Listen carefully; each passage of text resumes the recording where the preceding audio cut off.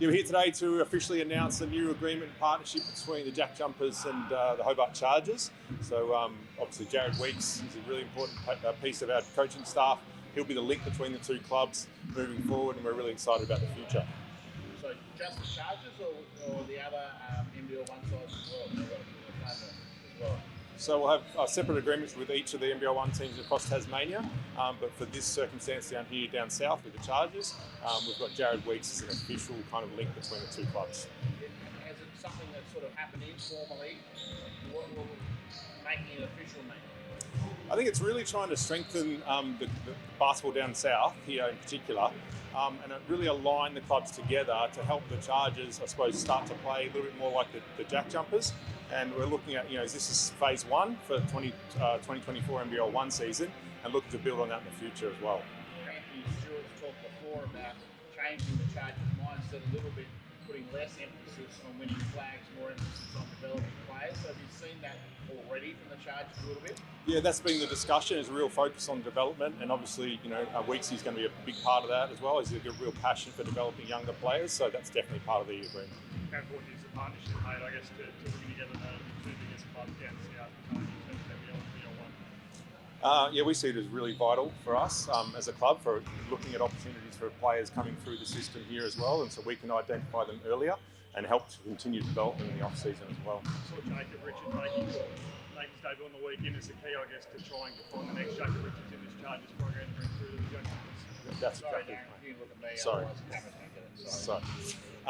So Jacob Richards is a great example, what's come through locally down south, and obviously we try to emulate that again with more players that are available for the JackJumpers in the future. Because if there is crossover between the two squads, you don't want young players getting completely messages, do you? No, we want them to be able to play consistently, having sort of same instruction at the NBL 1 level and being able to translate that at the next level with the JackJumpers as well. The Jackies will always try and find the best players available from around the world, but it would be really nice in 5 years' time if there are naturally a couple of Tasmanians, starting or at least having a lot of court time.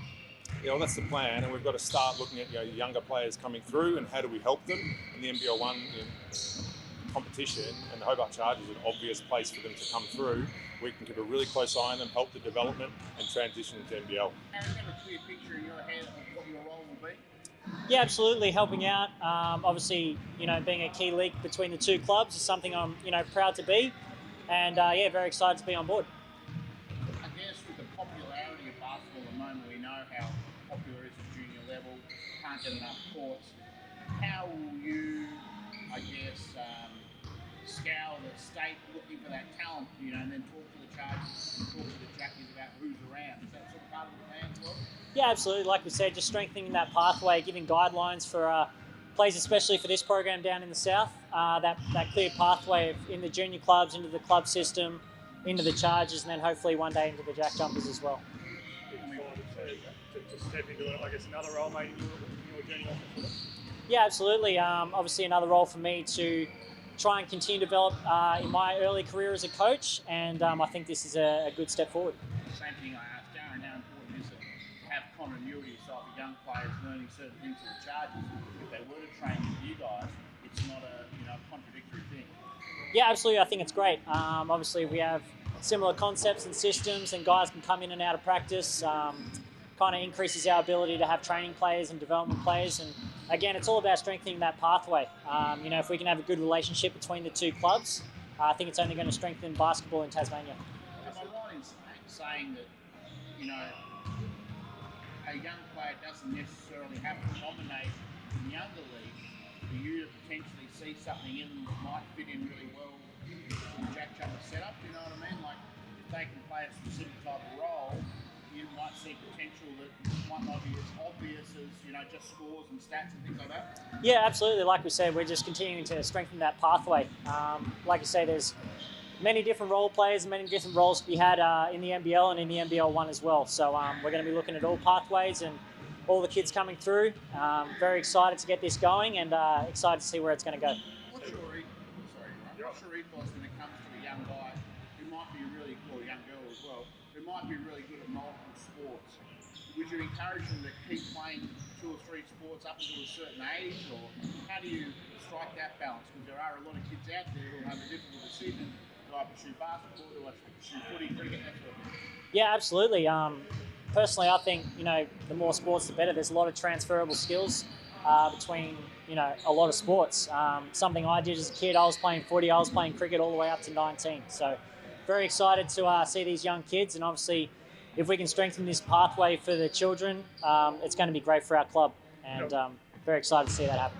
How important is it for these kids maybe coming up through the chart to make to see that there is this partnership between the two clubs? I think it's awesome. Great partnership. Obviously, there's a couple NBL clubs that are doing it. And like I said, this pathway, gives clear vision to kids that want to play NBL basketball.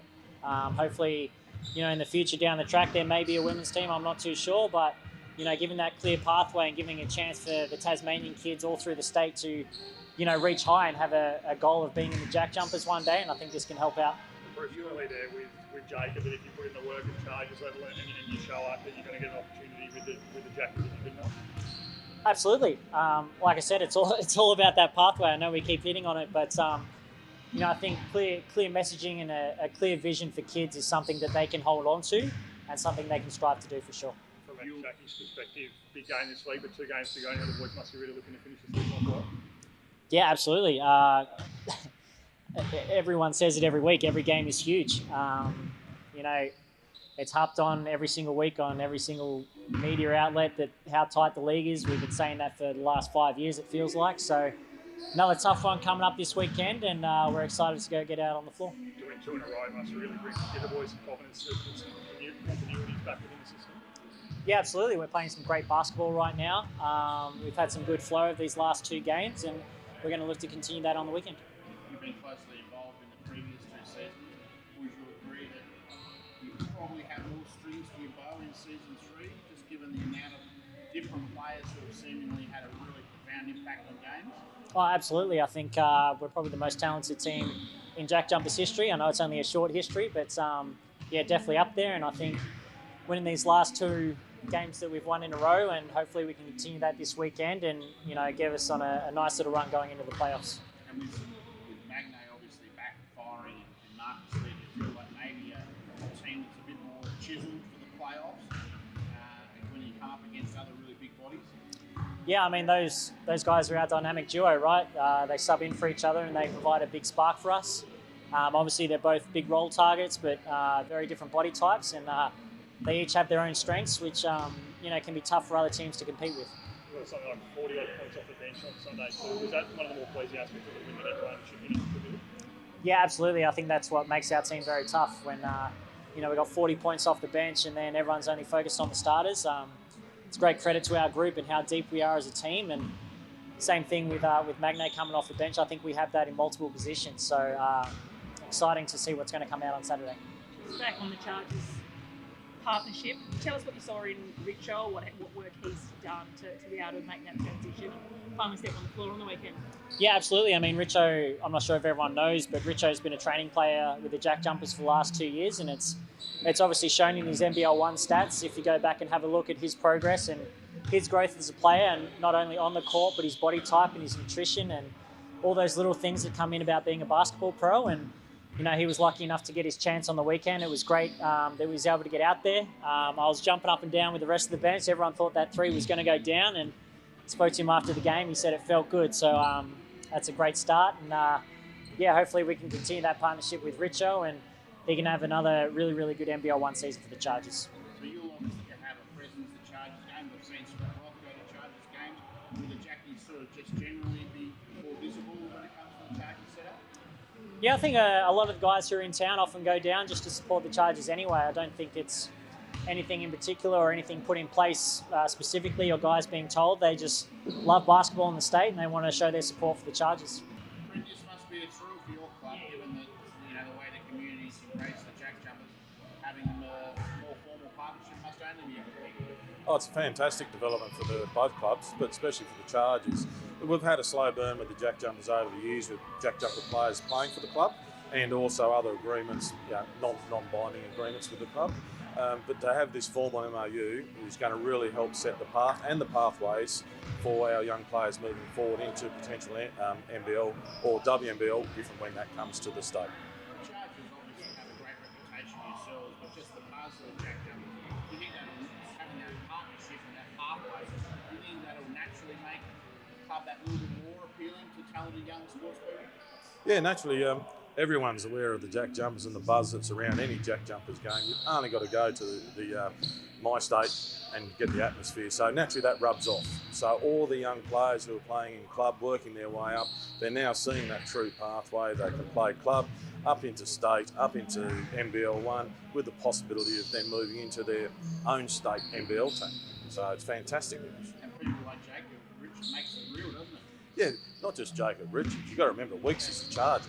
Once a Charger, you're always a Charger. So he's coming back to the fold from his young days. So how fantastic is it to have a Charger actually helping and developing programs with our coaches for our young players that are synchronised to the NBL.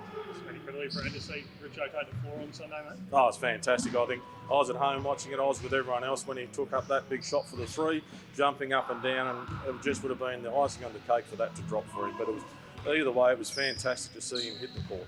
To have someone of Jared's experience, obviously just out of the game a year ago, gives that like a bit of a fresh take to the boys coming through now. They can learn off him. Oh, there's a lot to be learned off him. The experience he's got, not just from a couple of years, over his time, over his distance in his journey with basketball, both on and off the court. Weeks is a fantastic mentor, and he's just going to pass his information on freely, and we will see some rapid growth in our young players and their development with having Weeksy on. Stewie back this year? Stewie and that's always been working in the background with the club so far. We'll be doing announcements around the Chargers next week. Today, naturally, we're focusing on the Jack Jumpers and the Chargers arrangement. Stewie talked about that change of mindset. I get the feeling, though, that you probably do both at the same time, put together a very, very competitive squad that gives younger guys more court time at the same time. I don't feel like it's an either-or option. Would you agree with that?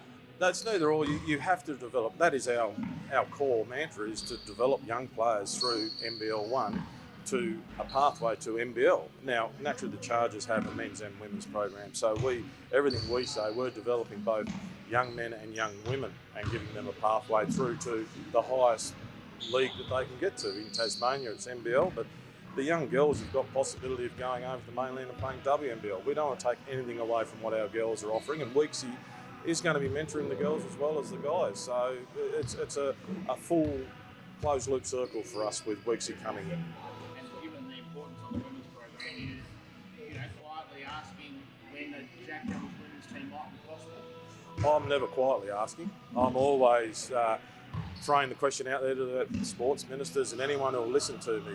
It's when we had the Southside Flyers down here a couple of years ago, it was fantastic, and we're hoping to get something happening like that. If we could get a WNBL team associated with the Jack Jumpers and brought in as soon as possible, then we've actually truly can say that we can be the #1 sport in Tasmania, because we cater equally for men and women.